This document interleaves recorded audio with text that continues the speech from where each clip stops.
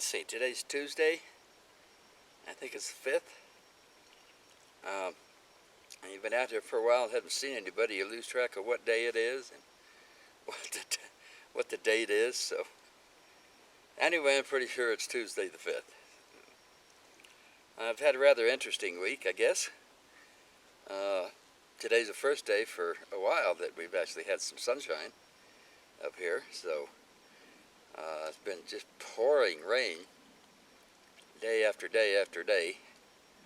Cloudy all day, so I've had to run the generator a little bit. The solar panels just can't keep up, so they would if I'd stay off the internet and stuff like that, you know. Can't do that. So anyway, so the other night I'm sitting there watching a movie around 10 o'clock at night, I guess, and it was just pouring down rain, and it was all, you know, I was all concentrating on the movie and all that, and boy, all at once something big. Boy, I don't think it was anybody, because you know, they couldn't walk in here and bump the motorhome and then take off. But I'm pretty sure it was either a deer or an elk or something. Probably lost, bumped into the spare tire, shook the motorhome back and forth this way a little bit. Cat jumped off the floor. Thought we were moving again. She's looking for someplace to hide. So that was kind of funny. But it scared me to death. I didn't know what it was. I got out a big light that I have and tried to see, you know, through the windows.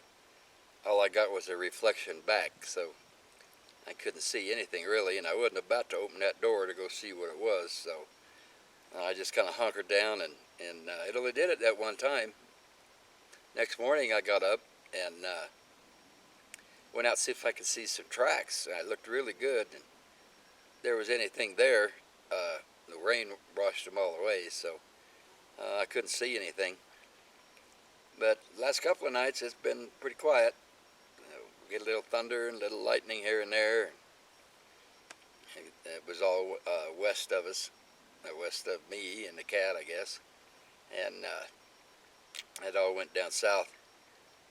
So, and then on Friday I went into Payson to get some supplies, fill up the tanks with gas, and get some groceries and some other household supplies. So on the way back, on the last big hill, at the biggest climb, the longest pull, it's about 5 miles. Just before you get to the top, it's about 5 miles long, about a 7% grade or so. Here's a motorhome sitting on the side of the road, a big old Class A, and there was a wide area that I was able to pull in, get completely off the road. Thought I'd go see if maybe I could help or something, but what the guy had done was, I guess he ran out of gas. He left Payson. He said his fuel tank showed full, or his gauge showed full. I wanted to ask him how long you've been driving on that full gauge, how many miles you got in there. So I didn't, though. I'm sure he was embarrassed and probably pretty upset. But what he had done was he let it roll backwards trying to get to that white spot, and he wasn't paying any attention to the right-hand side of his vehicle, apparently. He had backed himself into like almost a 10% angle this way. The road's this way, and he's got himself backed in this way. Hit the guardrail, bent his bumper, cracked the fiberglass there around it, you know, where the back end is. And he was out of gas. He couldn't pull away. He couldn't go backwards.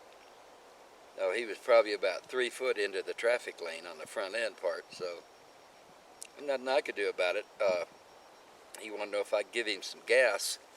And I told him, like I said, I can't give you any gas, and I don't have a siphon hose, and he didn't either.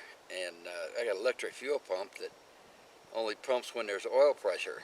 You know, something happens and you don't have any oil pressure, it'll shut fuel off. The only way I could get fuel out of there was to start the engine, try to get a cup or two in a pan or a bucket, and then it would shut down because then there was no gas in the carburetor. I hung out for a little while there. He said he called AAA, and had some gas coming out, but they were saying they were having a busy day, and that probably be 3.5 hours before they could get there. So he was just stuck in a rock, between a rock and a hard spot there. He couldn't do anything. And I got to thinking about that, scary. You go up alongside some of these, and some of them pass you like you're going, like you're going the other way. And do they know what they're doing? I mean, it's kind of scary. Get one up beside you, and they decide they're going to change lanes, and don't even look in the mirror. They just start coming on over. My motorhome's quite a heavy thing. It's older, so it's pretty hard to stop. Anyway, I left.